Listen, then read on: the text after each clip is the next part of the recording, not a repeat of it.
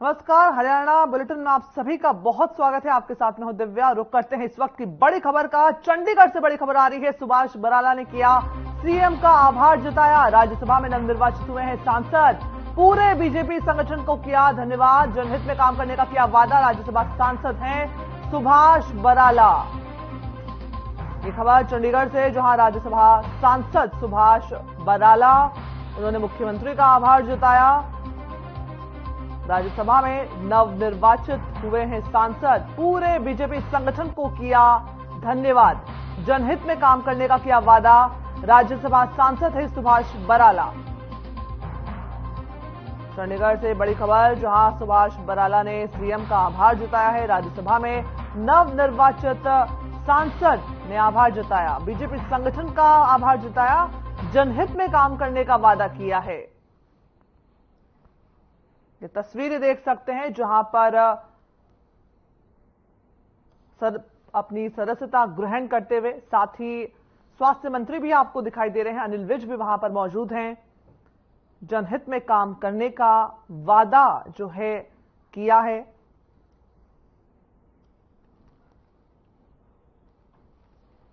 राज्यसभा सांसद सुभाष बराला। राज्यसभा में नवनिर्वाचित हुए हैं सांसद और मुख्यमंत्री मनोहर लाल का आभार भी जताया। सदस्यता ग्रहण करने के बाद मिठाई भी बांटी गई। देख सकते हैं, तस्वीर आपको दिखा रहे हैं सीधे चंडीगढ़ से, जहां पर राज्यसभा में नवनिर्वाचित हुए हैं सुभाष बराला। पूरे बीजेपी संगठन का उन्होंने धन्यवाद जताया।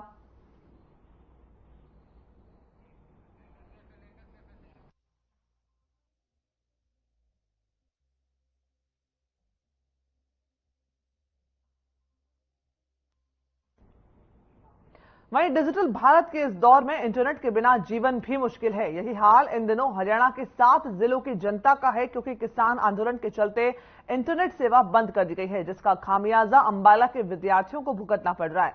विद्यार्थियों के अनुसार कुछ दिन बाद एग्जाम आने वाले हैं और इंटरनेट बंद होने की वजह से पढ़ाई नहीं हो पा रही है। वहीं सरकारी एग्जाम की तैयारी करने वाले विद्यार्थियों का कहना है कि पेपर की तारीख नहीं बदलेगी, लेकिन इंटरनेट की वजह से हमारी पढ़ाई बंद हो गई है। विद्यार्थी लगातार सरकार से मांग कर रहे हैं कि इंटरनेट को दोबारा से सुचारू रूप से चलाया जाए।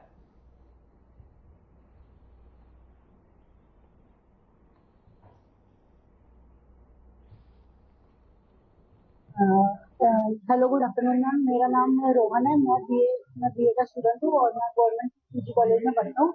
मैं आपको जैसे कि बताना चाहूंगा कि मैं एक वाईआरसी वॉलंटियर भी हूँ और साथ में एनएसएस वॉलंटियर भी हूँ। मैं अपनी सोसाइटी के लिए भी काम करता हूँ।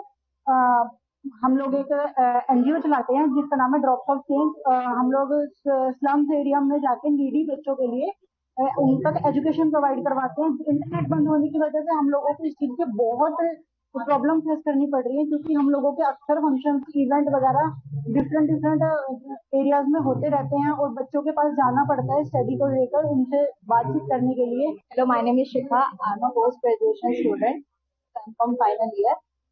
जैसे कि इंटरनेट बंद है तो लाइक जिनके घर में वाईफाई है उनको तो मतलब कोई इतने ज्यादा फर्क नहीं पड़ा, लेकिन कोई बात है कि अगर हम बाहर जाते हैं, लाइक मेरे साथ तो यूजली ये होता है कि घर वालों ने कोई सामान बोला कि कुछ भी मेरे से रिलेटेड है, या अभी तो फिलहाल घर का ही कोई सामान होता है, तो इतनी अभी वो दिक्कत आ रही है ना। लाइक अभी मैं आपको एक्सपीरियंस बताती हूँ। मेरे भाई के बोर्ड एग्जाम्स होते हैं तो ना उसको अगर मैं बाजार जाती हूँ तो अगर कोई भी स्टेशनरी वगैरह सामान लेना होता तो मुझे बोल, अब जो जिस टाइप का उसको चाहिए वो मैं कॉल पे वो मैं बता नहीं पाती हूँ, तो थ्रू इमेज थ्रू व्हाट्सएप ही जाएगा, तो उसके लिए मुझे दिक्कत आई।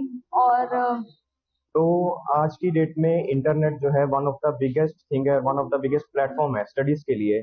वैसे तो हर चीज की बुराई और अच्छाई दोनों होती है, लेकिन इंटरनेट को हम ऐसे डिवाइड नहीं कर सकते, क्योंकि इंटरनेट की बुराई ये है कि मतलब वो बच्चों को स्टडी से कहीं ना कहीं डिस्ट्रैक्ट भी करता है। लेकिन उसके एडवांटेजेस ये हैं कि आजकल जो बच्चे हैं वो यूट्यूब से ज्यादा स्टडी कर सकते हैं। बेसिकली मैं अपना एक्सपीरियंस बताऊं तो मैं कंप्यूटर साइंस का स्टूडेंट हूँ, तो मेरे मैक्सिमम लेक्चर्स यूट्यूब से होते हैं और इन दिनों मैं वो नहीं कर पा रहा। और अगर हम स्कूल्स के पॉइंट ऑफ व्यू से देखें तो स्कूल्स के इन दिनों फाइनल एग्जाम्स आने वाले हैं। मेरा नाम आशीष है। मैं डीएवी कॉलेज से हूँ, बालासिटी से। तो मेरी स्टडी पे काफ़ी ज़्यादा इफेक्ट पड़ रहा है। देखो इतने दिनों से नेट बंद है, तो हमारे जितने भी लेक्चर्स होते हैं हम एक्चुअली डेली कॉलेज अटेंड नहीं कर पाते। हमारी एजुकेशन है क्योंकि हमें काफ़ी दूर से कॉलेज आना होता है, तो हम ज़्यादातर प्रेफर करते हैं कि हमारा जो पढ़ाई का सोर्स है वो यूट्यूब से हो, या हमने जो कोर्स परचेज किया हुआ है जो भी गवर्नमेंट एग्जाम नहीं करता है उनकी पढ़ाई करता है। बट इतने दिन से नेट नहीं हो रहा है। अब देखो इस एग्जाम की डेट तो पोस्टपोन नहीं हो सकती है, हमारा एग्जाम उसी टाइम आएगा, बट हमारी पढ़ाई का बहुत ज़्यादा लॉस हो रहा है, जिससे हम अपनी तैयारी नहीं कर पा रहे हैं जो हमने मटीरियल। अगली खबर झज्जर से है, जहां किसान एमएसपी को लेकर के केंद्र सरकार से कई बार बात करी है, लेकिन कोई भी समाधान जो है अब तक नहीं निकल पाया है, जिसके चलते एक बार फिर से दिल्ली कूच करने के लिए किसान तैयार हैं। वहीं इस मामले में इस जो पूरा माहौल बना हुआ है, इसको लेकर के झज्जर जिले में कोई भी शांति और सौहार्द न बिगड़ पाए, इसके लिए एक बार फिर से पुलिस जो है हाई अलर्ट मोड पर नजर आ रही है। एसपी डॉक्टर अर्पित जैन ने इस मामले को लेकर कहा कि शांति और सौहार्द बिगाड़ने की इजाजत किसी को भी नहीं है। यदि कोई उपद्रवी शांति और सौहार्द बिगाड़ने का प्रयास करता है तो उसके साथ सख्ती से निपटा जाएगा। बॉर्डर सीमा पर पहले ही जिला पुलिस की तरफ से बैरिकेडिंग कर दी गई है। उन्होंने कहा कि इस दिशा में विभिन्न संगठनों से भी उनकी बात होती रहती है। जिला पुलिस की तरफ से एडवाइजरी भी जारी की गई है। प्रयास यही है कि किसी को भी कोई परेशानी ना हो पाए। उन्होंने आमजन से भी अपील की है कि वो पुलिस की ओर से जारी की गई एडवाइजरी के हिसाब से ही अपने गंतव्य तक पहुंचने का रास्ता तय करें।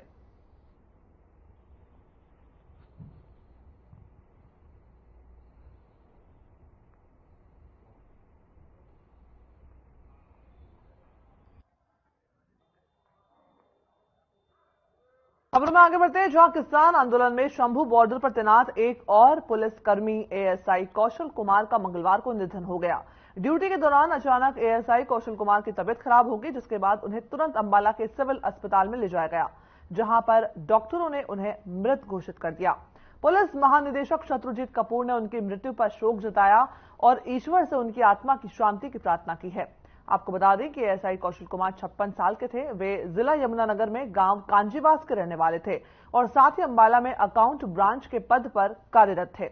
गौरतलब है कि 16 फरवरी को शंभू बॉर्डर पर तैनात जीआरपी के सब इंस्पेक्टर हीरालाल की भी अचानक तबियत खराब होने से मृत्यु हुई थी।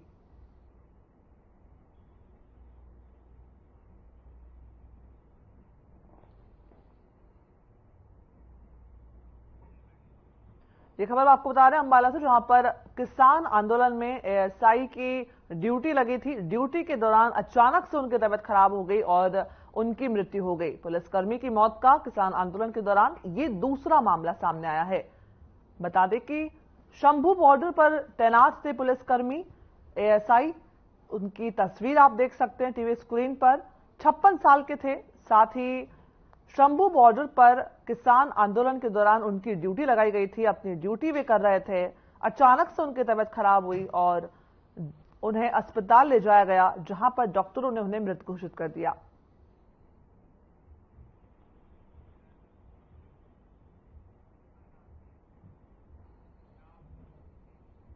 खबरों में आगे बढ़ते हैं, जहां बहादुरगढ़ में एक दर्दनाक हादसे में महिला की मौत का मामला सामने आया है। हादसा बहादुरगढ़ के ब्रह्म शक्ति संजीवनी अस्पताल के पास हुआ, जहां एक तेज रफ्तार कैंटर की चपेट में सड़क पार कर रही एक महिला आ गई, जिससे उसकी मौके पर ही मौत हो गई। घटना की सूचना मिलते ही पुलिस मौके पर पहुंची और शव को कब्जे में लेकर पोस्टमार्टम के लिए भेज दिया। मामले की जांच में पुलिस जुट गई है।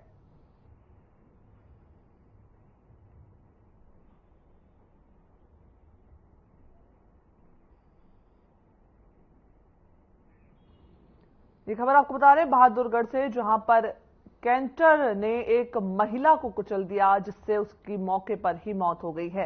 ये तस्वीरें आपको दिखा रहे हैं बहादुरगढ़ से। ये मौका वारदात की तस्वीरें हैं, जहां पर कैंटर ने एक महिला को कुचल दिया, जिसके बाद पुलिस ने तुरंत एक्शन लिया और पुलिस इस पूरे मामले की कार्रवाई कर रही है।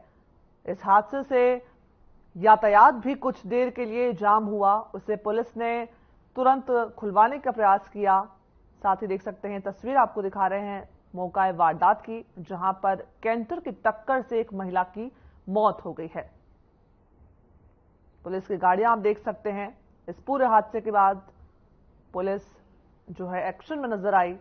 पुलिस उस कैंटर चालक को ढूंढने का प्रयास कर रही है और साथ ही उस पर सख्ती से कार्रवाई करने की कोशिश कर रही है। मौके पर जुटी लोगों की भीड़ भी आप जो है तस्वीरों में, इस विजुअल्स में देख सकते हैं कैंटर की तस्वीर भी दिखाई जा रही है जिससे कि हादसा हुआ है। कैंटर की टक्कर से एक महिला की मौत, बहादुरगढ़ का ये मामला, जहां पर मौके पर इस हादसे के बाद मौके पर लोगों की भीड़ जमा हो गई। पुलिस मौके पर पहुंची, यातायात को सुचारू करवाया और साथ ही महिला के शव को पोस्टमार्टम के लिए अस्पताल में भेजा है। पुलिस इस पूरे मामले की छानबीन कर रही है। बहादुरगढ़ में यह भीषण सड़क हादसा।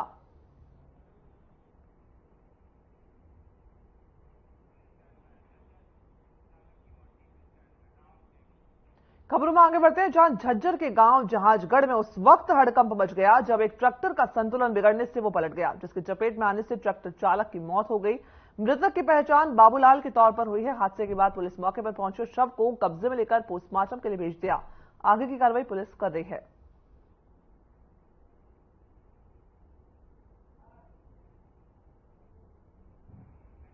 झज्जर से खबर आपको बता रहे हैं, जहां पर संतुलन बिगड़ने से एक ट्रैक्टर पलट गया। ट्रैक्टर के पलटने से चालक की मौत हो गई है। झज्जर से खबर, ये तस्वीरें आपको दिखा रहे हैं। एक सड़क हादसा जिसमें ट्रैक्टर का संतुलन बिगड़ने से ट्रैक्टर जा पलटा और उसमें मौजूद चालक की मौत हो गई है।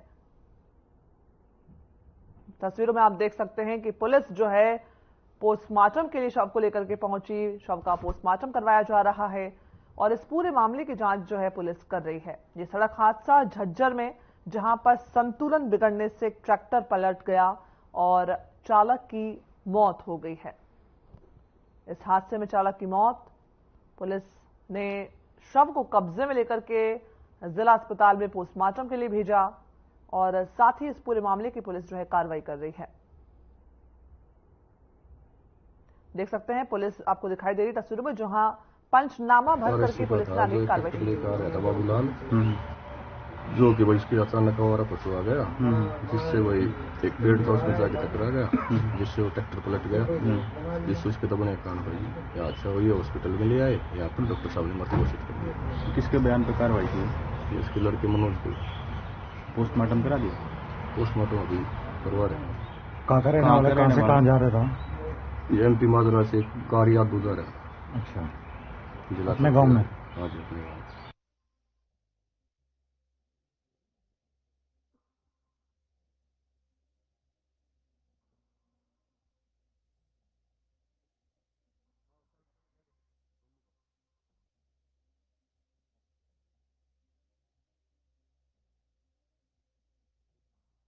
सिटी के पुराने गुरुग्राम में रहने वाले लोगों को जल्द ही मेट्रो की सौगात मिलेगी।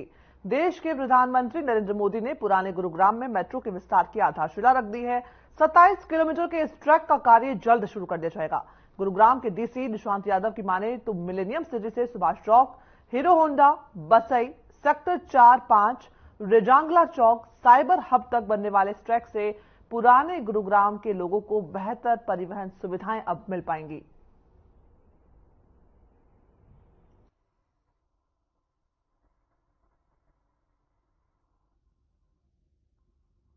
ये सरकार की बहुत अच्छी मुहिम है, सरकार की बहुत अच्छी पहल है। जो ओल्ड गुड़गांव में मेट्रो चला रहे हैं ये, और जाम से तो हमें मुक्ति मिलेगी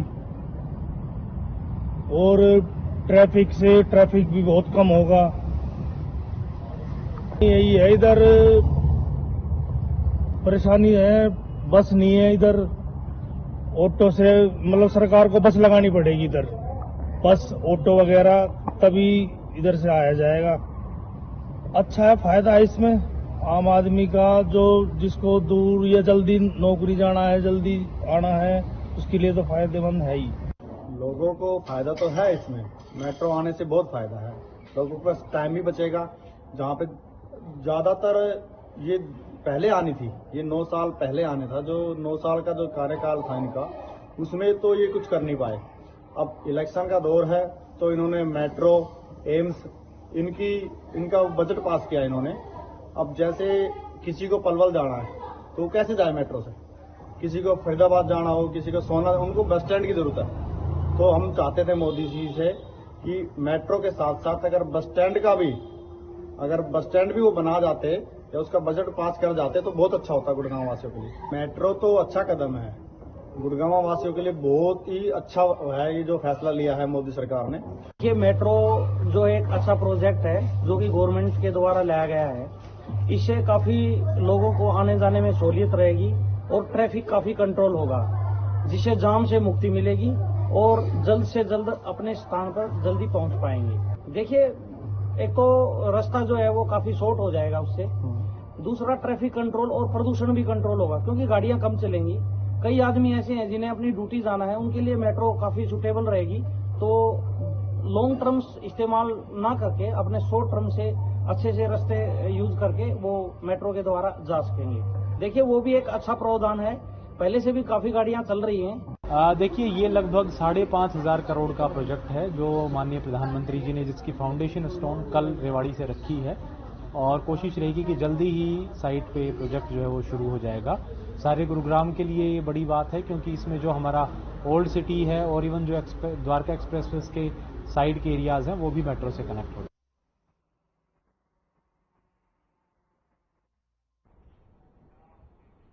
खबरों में आगे बढ़ते हैं, जहां चुनाव विभाग ने लोकसभा चुनाव की तैयारियां पूरी कर ली है। चुनाव आयोग के निर्देशों पर नए वोटर कार्ड बनकर के तैयार हो गए हैं। अब मतदाताओं तक नए वोटर कार्ड पहुंचाने की प्रक्रिया 1 सप्ताह में पूरी हो जाएगी। चुनाव तहसीलदार नए वोटर कार्ड को लिस्ट करके पैक कर पोस्ट ऑफिस के माध्यम से मतदाताओं तक पहुंचाया जा रहा है।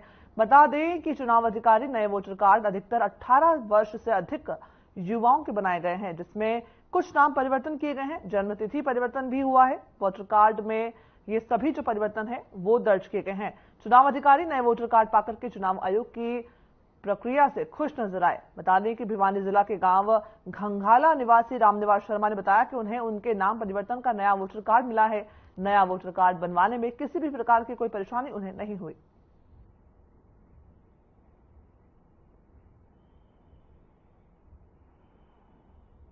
फाइलिंग डेट मानकर जो हमारा रिवीजन का कार्य चला, जिसमें दिसंबर, नवंबर, अक्टूबर, इसमें जो वोट बने हैं वो टोटल हमारे जिला भिवानी के 4 असेंबलीज के 4,56,639 हमारे मेल हैं और 4,05,634 फीमेल हैं, जो कि टोटल 8,62,273 वोट जिले में अब 2024 की जो नया इलेक्टोरल रोल आया है उसमें हैं।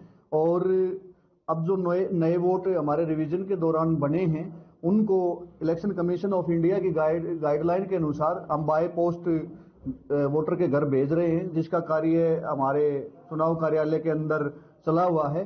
हाँ सर, चुनाव में ऐसा है, अभी नई लिस्ट हमारे पास जारी हो गई है और नए वोट है हम बाय पोस्ट भेज रहे हैं घर पे और इसमें जल्दी से जल्दी जितना हो सके उतना कार्रवाई कर रहे हैं। किस प्रकार से सारी प्रक्रिया को कार्य रूप दिया जा रहा है? इसे अपने और भी अपने नजदीक अपने वो कमेटी से भी बंदे बुलाए गए हैं और इसे जितना हो सके जल्दी से जल्दी कर रहे हैं। कब तक डिस्पैच हो गए? ये कोशिश है हमारी इसी महीने लास्ट तक डिस्पैच करा देंगे। तो सर, नए जो कार्ड बने उनमें युवाओं के ज्यादा है या करेक्शन? इसमें युवाओं के तकरीबन ज्यादा हैं। नए वोट हैं, उनकी प्रक्रिया बीएलओ के द्वारा करवाई गई है। गांव में भी हम गए हैं। गांव घंघाड़ा से, घंघाड़ा स्वाणी तहसील जी, जिला भिवानी का रहने वाला हूँ। वहाँ ये कार्ड लेना आया था मेरी घरवाली का, वो मिल गया जी मेरे को। तो नए कार्ड बन चुके? हाँ, बन चुका जी मेरा। कोई दिक्कतें आई? नहीं, कोई दिक्कत नहीं है सर जी। चुनाव आयोग? हाँ, सही कर रहा जी, कोई दिक्कत नहीं है जी। हाँ जी, मेरे कोई दिक्कत नहीं है जी। रामनिवास शर्मा, गांव घंघाड़ा जी।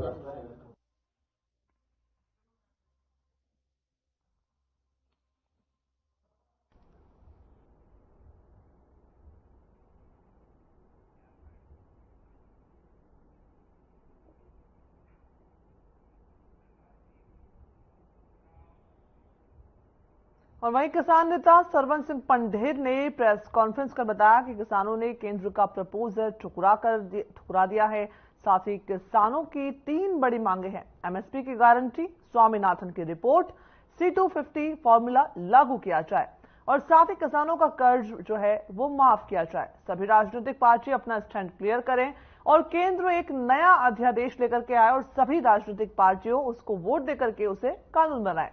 पंजाब सरकार भी अपना स्टैंड क्लियर करे, ये मांग की जा रही है, क्योंकि पंजाब के पहले 3 जिलों में इंटरनेट सेवाएं बंद कर दी गई थी और अब 7 जिलों में इंटरनेट सेवा बंद कर दी गई है और कमर्शियल इंटरनेट पर भी पाबंदी लगाई गई है।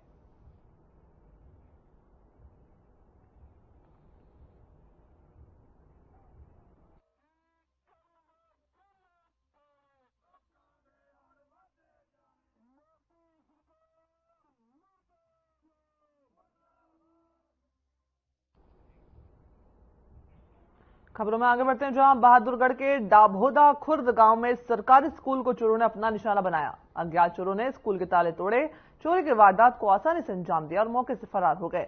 इस दौरान चोरों ने प्रिंसिपल रूम में रखे 5 मोबाइल के साथ साथ स्कूल में रखे कई अन्य सामान भी चोरी कर लिए।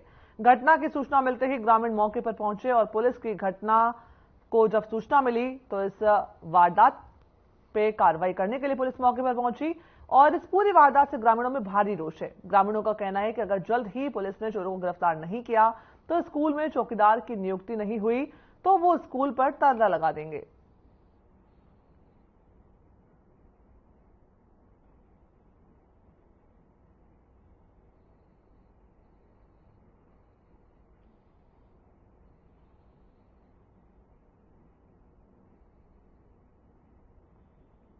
सिलेंडर और इन्वर्टर बैटरी और कंप्यूटर लैपटॉप कई चीज चोरी हुई थी। आज रात को हुई है और पहले भी 2-3 बार चोरी हो चुकी है यहाँ पे।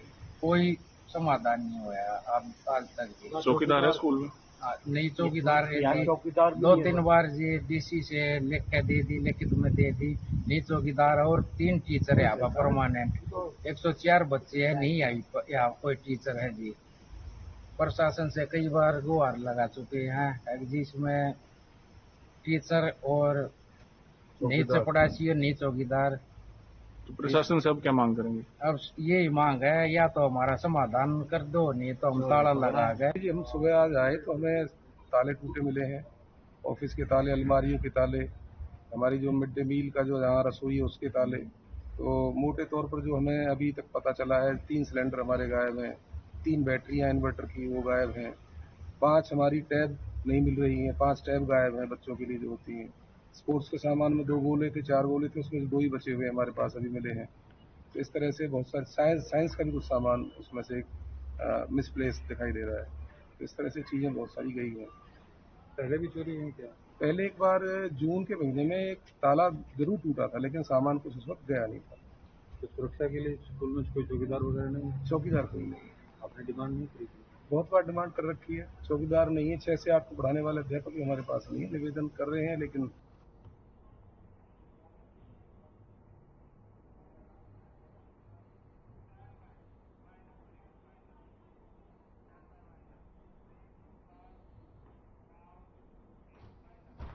हरियाणा के इस बुलेटिन में फिलहाल इतना ही। मुझे दीजिए इजाजत, नमस्कार।